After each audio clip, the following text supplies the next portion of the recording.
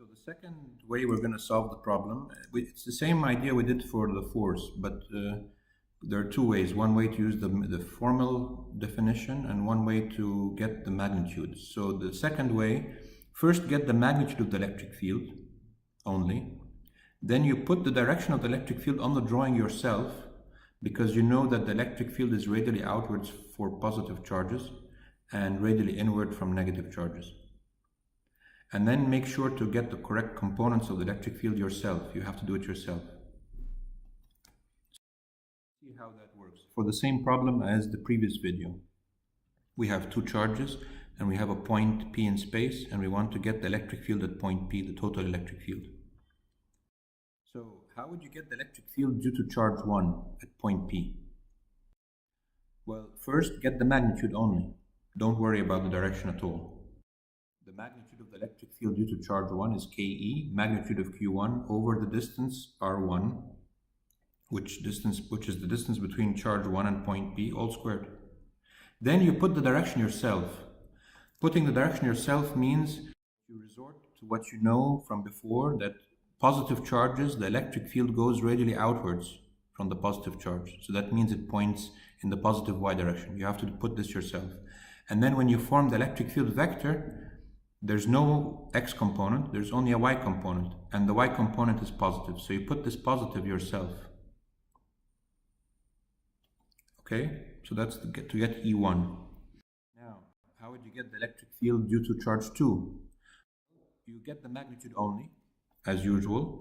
The magnitude of the electric field due to charge 2 at point P is Ke, magnitude of Q2 over the distance squared. Then you put the direction yourself. So if I go to point P and I want to get the direction of the electric field due to charge 2 only, what direction would it point? Well, we know that electric field vectors point radially inward to the negative charge.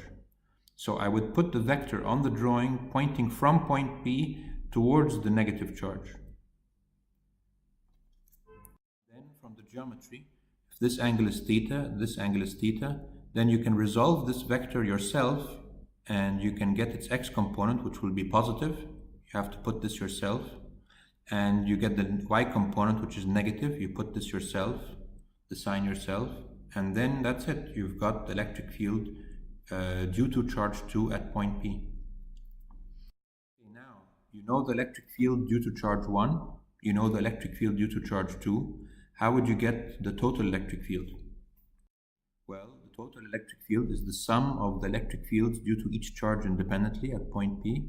So you're going to add them as vectors. So you have to put the I components, you add them. There's no I component here, so you only have this one. And then the J components, you add them. So you get, this is the J component.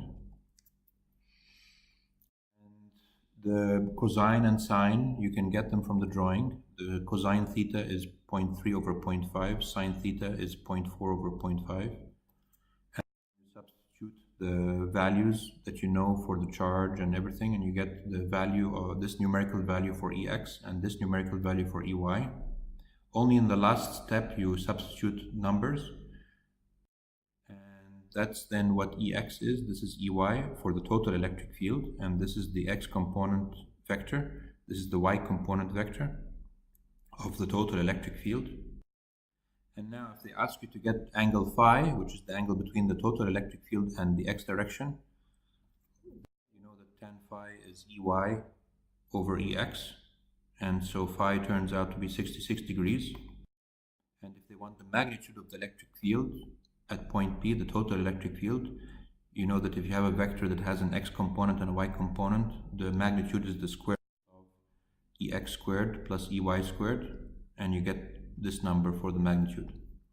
So this way of solving the problem, getting the magnitudes first and then putting the vectors yourself, sometimes it's much easier to do this than using the formal derivation, the formal formula that we used in method number 1.